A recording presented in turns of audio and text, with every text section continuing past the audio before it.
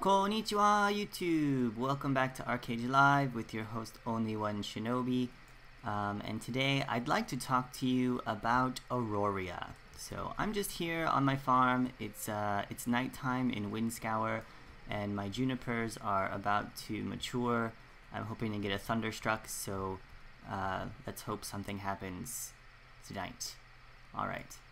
So Auroria, it's right now it is Sunday, November 2nd, and Auroria comes out in 2 days. Auroria comes out on Tuesday, November 4th. The time has not been released yet, as far as I know, on the forums, but there's a lot of things that are going to happen, and I thought maybe we should go ahead and discuss that. So let's take a quick look first. So Auroria is the northern continent up here, and it looks like there are 7 zones. In this patch, Diamond Shores, this area is not going to be released, but these 6 zones over here are going to be released. Why does it keep doing that? These 6 zones are going to be released. So Tryon has stated that only these southern 4, I think Nui Mari, Hidmar, Markala, and Calmlands, are going to be available for housing and castles, and the Sungold Fields and Exlock, while they'll be released, maybe are not going to have housing districts, or you can't claim the castle there. I'm a little unclear about that. People on the forums are a little angry, but it looks like just these 4 are going to be open for land. So basically, what's going to happen? We need to discuss the basics here, right? So Auroria comes out on Tuesday, and essentially this is what's going to happen. People are going to rush these 4 areas to claim land. People want land. These 4 zones will open up, and if we take a look here at the map, you're going to get some new housing areas, some new land to colonize. Each zone is going to have a castle. So here in Nui Mari, you have 3 guard towers. In places like Calmlands, there are only 2. I think Markala only has 2. But Hidmar and Nui Mari have 3. 1, 2, 3.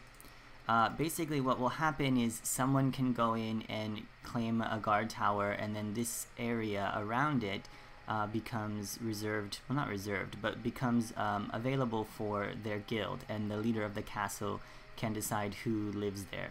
The other 2 places, as I understand it, will open up as housing districts, and so people can claim land in this area and live there. Probably also you can place houses, in other areas along the beach or near the traders, etc. So according to Tryon, that means that about this area is going to offer about 30% more land. So people from the continents are going to rush up here and try to claim areas. Why would you need land here? Well, first and foremost, this is Auroria. You're going to have access to some of the higher level crafting materials, such as burning logs or archeum trees. Actually, you can plant those anywhere. Burning logs or mineral water to water your archeum trees. But also you'll notice that the Auroria zones have 2 climates. So this one here is temperate and subarctic. That means it's going to be favorable for a variety of crops or livestock. It's going to make it easier and faster to grow the things you want. There are a number of things you'll have to do to prepare. So claiming a castle is one thing that large guilds can do. Now basically what happens is you see these guard tower areas. When Auroria is launched, there'll be sort of a lodestone, it looks like a floating sword in this area, and a guild can claim that. Now to do so you need a few things. You're going to need, well, you need one thing really, which is a purified archeum pack, trade pack.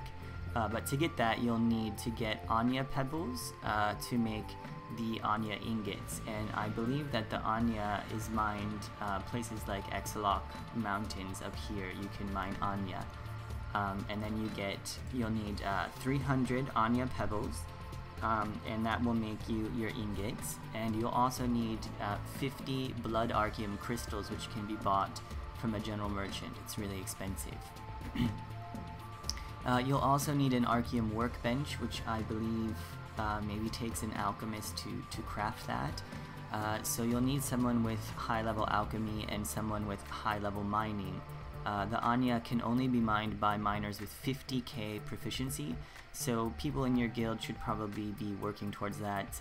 It's 2 days away, so probably people already have that. But basically then, you mine the Anya, you smelt it into ingots, and then you craft a trade pack.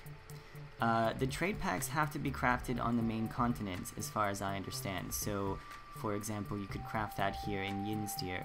And then you have to sail all the way up to Auroria to deliver the pack to the lodestone. And that's where things get a little tricky. I imagine that guilds that maybe don't have miners, or pirate guilds that are going to be killed a lot, are going to try to set up blockades, try to kill people who are delivering those purified archeum packs. So be really careful. You're going to need a lot of defense if you want to deliver this to a lodestone and claim a castle. Or if you're a pirate, maybe just kill someone who has the pack and turn it in. You can save yourself all the trouble.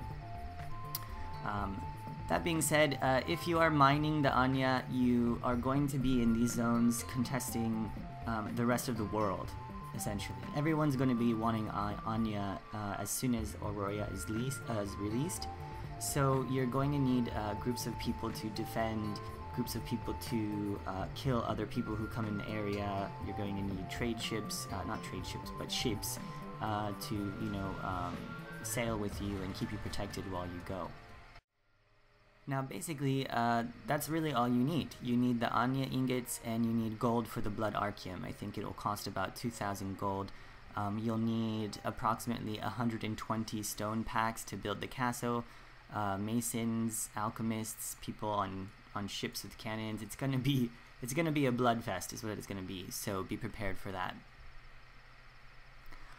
In other terms then, the land rush, as I stated before, once the castle is built, the other 2 guard tower zones will become available for housing, as far as I understand.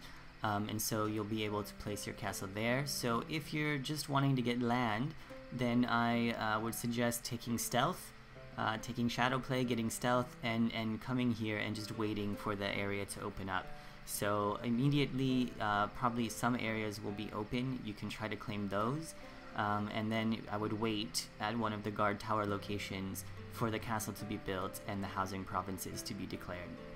That being said, just note that when the castle is claimed, the leader of the castle has control over who lives around it. So they can choose to demolish anyone's house that's in this area. The other 2 houses are safe. However, tax rates are subject to the lord of the zone, which is the castle, well, the king, I guess. The guild leader in control of the castle can set the taxes for the whole area. So if you're living in a zone that is unfriendly to you, you may end up paying really, really high taxes. But perhaps the lord is kind and you can afford to do that. So it really depends on who claims the castle. I think that's basically it. So Auroria is coming out in just 2 days. To summarize, there's going to be a land rush and there are going to be people trying to claim taxes. So good luck to you all. I hope that this was informative, and if you guys have any questions about Auroria before the release, please leave a comment in the description and I'll do my best to help you. I'm in no way an expert. I did not play an alpha, but I do a lot of research because I get bored. So anyway, leave a comment, leave me a like, and subscribe for more videos like this. Okay? Take care and happy hunting in Auroria. Shinobi out.